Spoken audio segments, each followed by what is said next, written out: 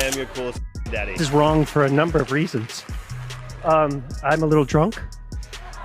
I thought I could get drunk. Hugh Jackman didn't just walk away from a role. He walked away from a legacy, from the character he gave his soul to, from the studio that turned him into a global icon. And the reason? A casting choice so bizarre, so tone-deaf, that even Marvel insiders are calling it one of the biggest creative betrayals in franchise history. I swear to you, when I said I was done, I really thought I was done. We're talking about a man who spent 17 years redefining what it meant to be a tortured hero, who transformed his body into a weapon, who buried himself inside a character so deeply fans couldn't separate Hugh Jackman from Logan if they tried. I was on my way, I was just driving, and literally, just like a bolt of lightning, came this knowing deep in my gut that I wanted to do this film with Ryan. And now, that legacy, his legacy, is being handed over to someone whose entire public persona is built around memes and quirkiness. Pedro Pascal, the internet's self-proclaimed cool daddy, has officially been cast as the new Wolverine. And Hugh Jackman is furious. For Deadpool and Wolverine to come back together. And Jacqueline, I swear to you, when I said I was done, I really thought I was done. He's not doing press, he's not giving interviews, he's not passing the torch, he's walking out, and not quietly. But what really happened behind the scenes? How did this situation spiral so far out of control that the man who is Wolverine turned his back on Disney? And what does it say about the future of the MCU, masculinity in media, and the line between genuine storytelling and manufactured personas? But in the back of my head, ever since I saw Deadpool 1, I was like, those two characters together, I knew it. I knew the fans were. Let's start with the moment everything changed. For most actors, stepping away from a billion-dollar franchise would be the end of the story. For Hugh Jackman, it was supposed to be. He had said goodbye. Logan was the swan song, the final chapter, a savage, emotional masterpiece that closed the curtain on 17 years of pain, rage, redemption, and legacy. But then came Deadpool 3, and for the first time in years, Hugh felt something stir again. Not a paycheck, not a studio call, a gut instinct. I was just driving, he said in an interview, and like a bolt of lightning, I just knew. I wanted to do this film with Ryan. It wasn't corporate, it wasn't strategic, it was personal. He saw what the fans had always wanted. Deadpool and Wolverine finally sharing the screen, bouncing off each other with that raw, chaotic energy that no other pairing could match. Hugh Jackman came back not for Disney, not for the MCU, but for the story, for the character. And when someone like that returns, it means something. You're not just playing dress up in spandex again. You're stepping back into something that changed you, that defined you. So imagine what it feels like to find out that while you're pouring your heart back into the role, the studio is already planning to replace you. Not after you finish filming, not down the road, right now. Because behind the scenes, Disney wasn't waiting. They were courting Pedro Pascal. And according to insiders, they weren't subtle about it. Meetings, contracts, styling sessions, PR blueprints, it was already in motion. I'm your coolest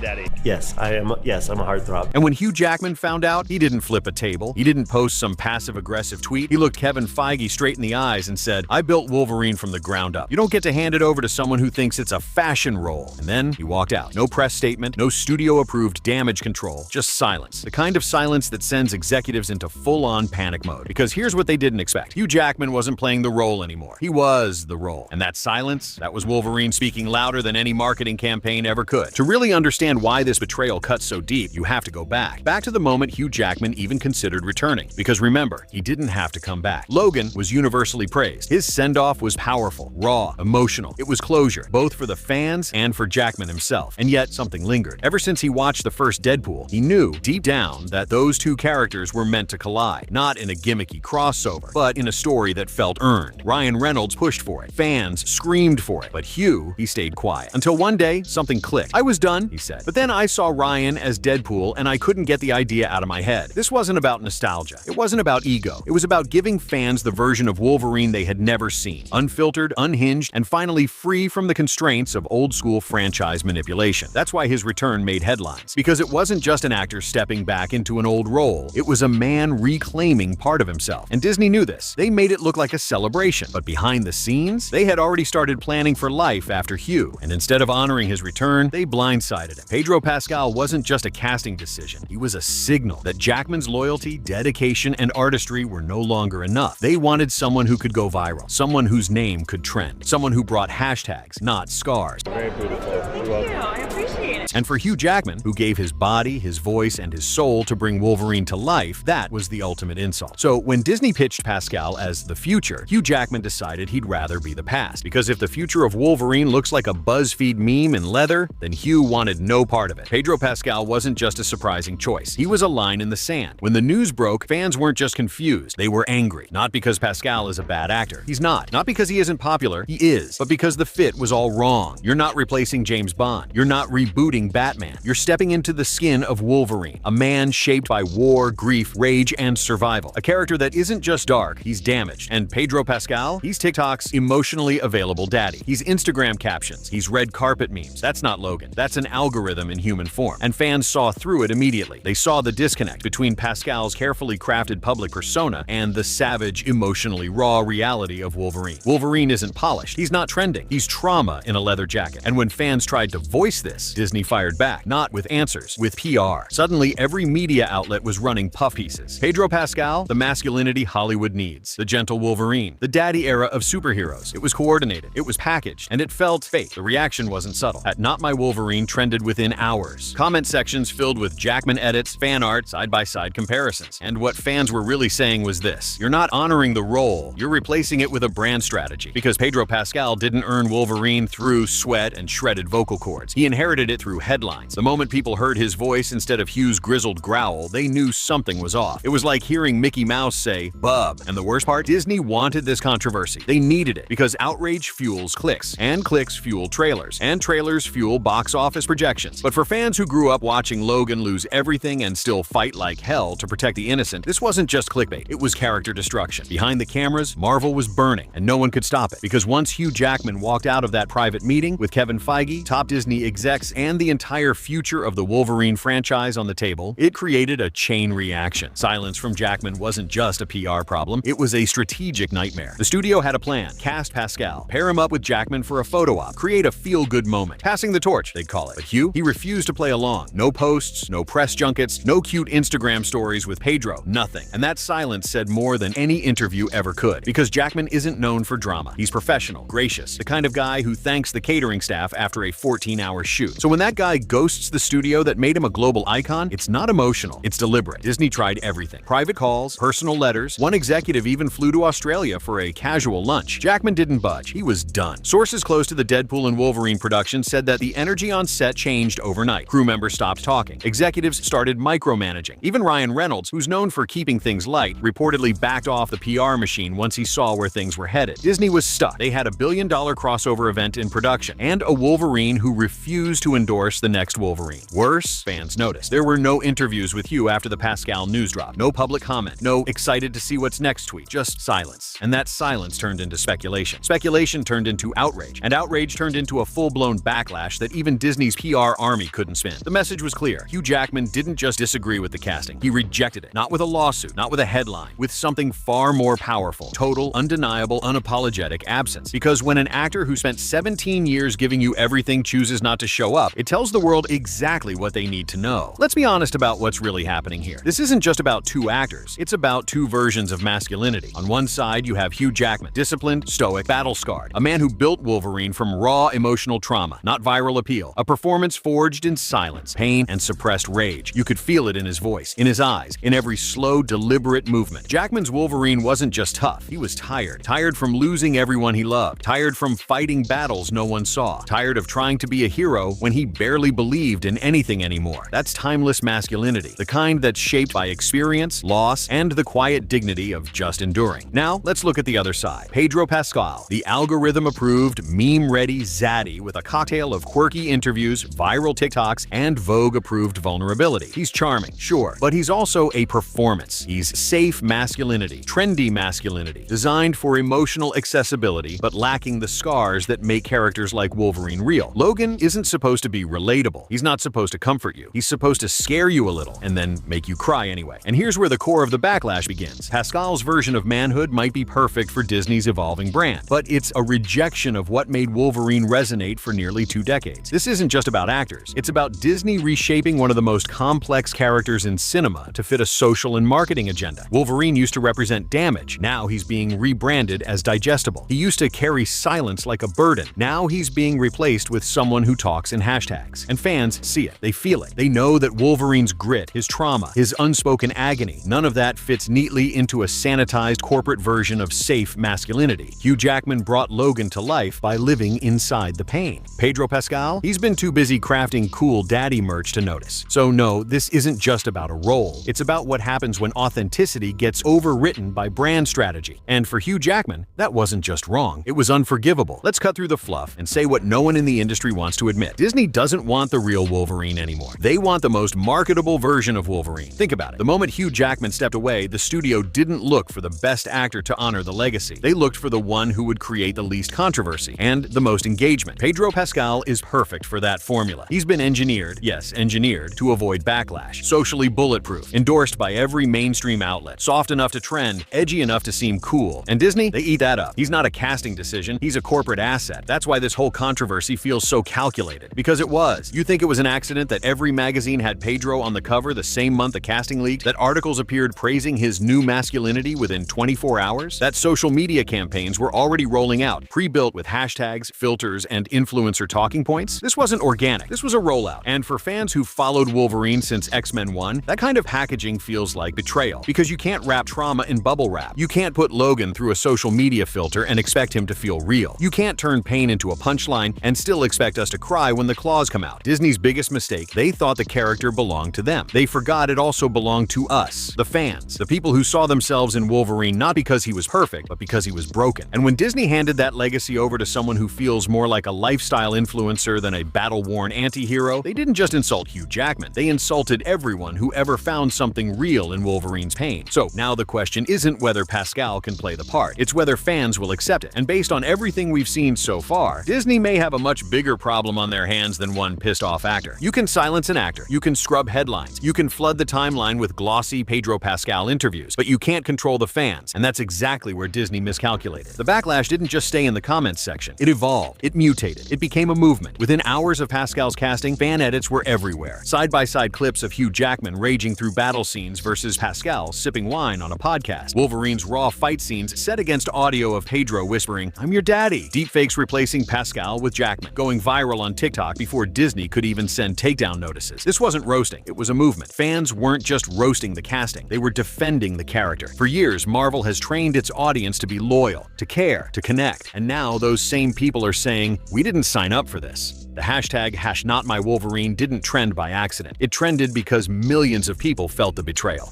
Because for them, Wolverine wasn't a role. He was a reflection of pain, of rage, of perseverance. The internet lit up with think pieces. YouTubers dissected Pascal's public image, contrasting it with the deep scars Jackman had brought to the role. Reddit threads exploded with theories, memes, and symbolic comparisons between Disney's corporate reshaping and the slow sterilization of everything raw and real in superhero storytelling. One viral clip summed it up perfectly. Wolverine used to make you cry in silence. Now he's doing Vogue interviews and calling himself daddy? Nah, I'm out. And here's the kicker. This fan rebellion isn't going away because the more Disney tries to bury it, the louder it gets. Jackman's silence? That's fuel. Pascal's PR campaign? That's gasoline. And the Feast, they're holding the match. They're tired of being told what to accept. Tired of seeing beloved characters reduced to hashtags. Tired of watching legacy sacrificed at the altar of safe, sanitized, brand-friendly mediocrity. Wolverine used to represent something. Now he sells merch. And for a generation that grew up believing Logan was more than a costume, more than a quip, more than a meme, that's not just a letdown. It's war. Hugh Jackman won't make a public statement. He doesn't need to, because his absence is the statement. And it echoes louder than any PR campaign Disney can throw together. He gave 17 years of his life to a character that redefined a genre. He sacrificed his body. He made us believe that behind all the claws and grunts, there was a man fighting not just the world, but himself. And now he's been pushed aside, not for someone better, but for someone easier, someone safer, more marketable, more brandable. Pedro Pascal may carry the Wolverine name on the next poster, but what Disney doesn't seem to realize is Wolverine isn't a costume. He's a presence, a pain, a weight, and Hugh Jackman understood that better than anyone. Now, as fans brace for Pascal's version, one thing is clear. This isn't just a casting change. It's a cultural turning point. We're watching Hollywood rewrite its own rules, not based on story or performance or heart, but based on engagement metrics. Who trends, who tweets, who goes viral. And in that world, Hugh Jackman was always going to lose because he never played the game. He played the character. And maybe that's why we loved him, because he gave us something something real in a world obsessed with the artificial. The story of Wolverine isn't over, but Hugh Jackman's version? It's gone. And with it, a chapter of superhero storytelling that may never come back. The silence from Jackman? It's more powerful than a press tour, more honest than a headline, and more Wolverine than anything Disney could manufacture. Because sometimes, the most heroic thing a man can do is walk away.